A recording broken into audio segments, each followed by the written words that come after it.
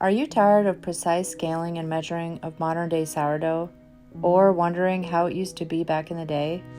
It couldn't have been as complicated as it is today. An average family did not have a scale, and there was no time to mess around with discarding. In Ukraine, our mothers used to preserve the leftover dough that was stuck on the sides of the bowl after mixing up the dough. They gathered it into a ball and covered it with flour.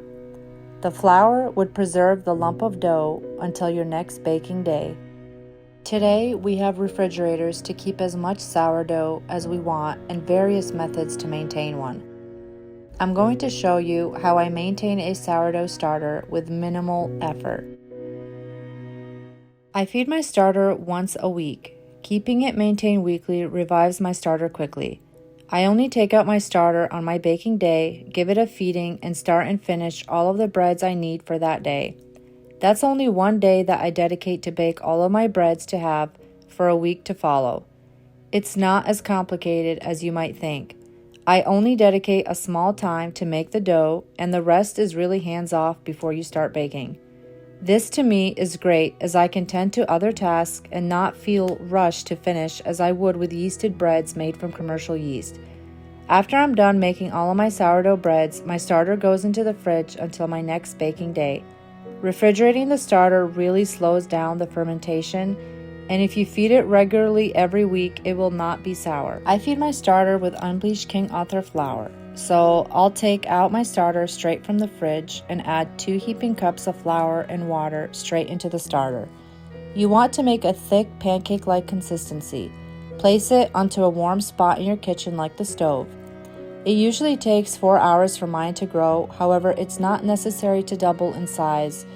You are looking for it to expand by at least a third. Some people say whole wheat flour or rye makes the starter more reliable, and I get that. The bran from whole grains does contain more microorganisms, so the starter can feed off of them, but I have found my starter to work the best with white flour.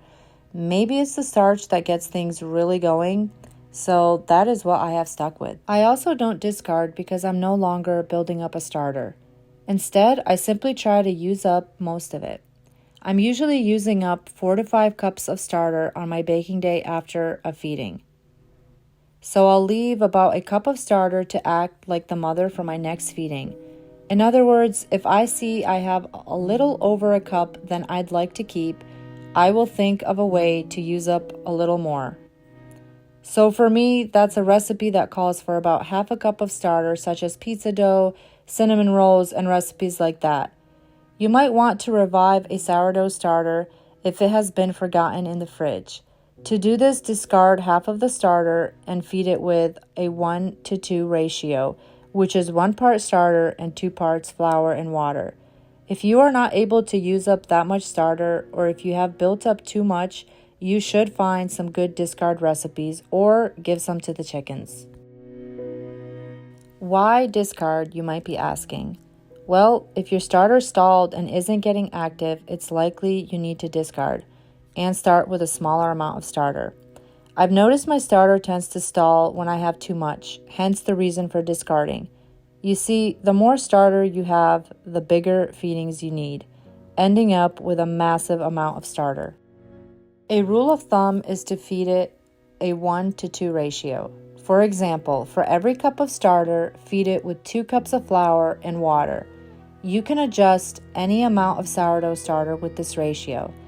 It has really made my sourdough starter stronger. When I feed it this 1-to-2 ratio, I have definitely noticed my starter has been so active using this ratio. This is why I always try to use up all the starter I can to bring it down to the reasonable amount for it to function great again. If you are courageous enough to make your own starter from scratch, then you need to count on at least 5 days to establish one. Generally, during the starting up process is when you would consider to discard and give it daily feedings. Anything beyond the establishing point is super easy to maintain.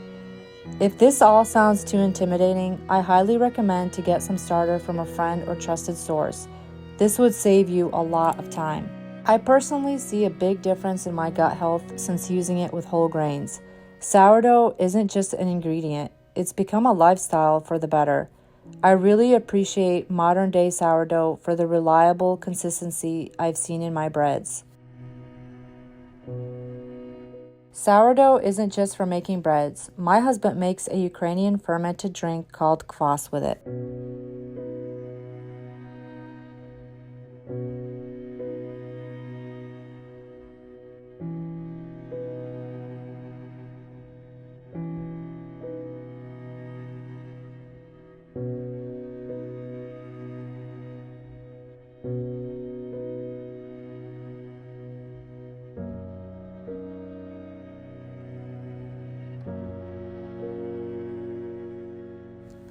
It is also important to use filtered and unchlorinated water for the best results. If you are wondering whether it would kill your starter or not, it won't. I just wouldn't regularly feed it like that. How do I know? After Hurricane Helen, I only had access to town water, which was chlorinated, and it still turned out all okay, so don't overstress it if there is no way to get by. You might be wondering why I keep my starter in a plastic container. Well, not only is this container from an old ranch dressing bottle, but it's very lightweight and won't shatter into pieces if it were ever to fall. One of my aunts had to throw away her well-maintained starter because her gallon jar shattered. I don't know what would be more devastating, losing my starter or keeping it in a not-so-ideal container. I do find that their inner walls are lined with layers of old starter, so perhaps it's not that bad. I don't know. Comment me below if you have any good storage tips for keeping it lightweight.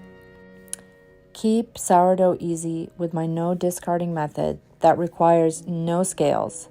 Sourdough can really be simple. I hope to inspire you on your sourdough journey.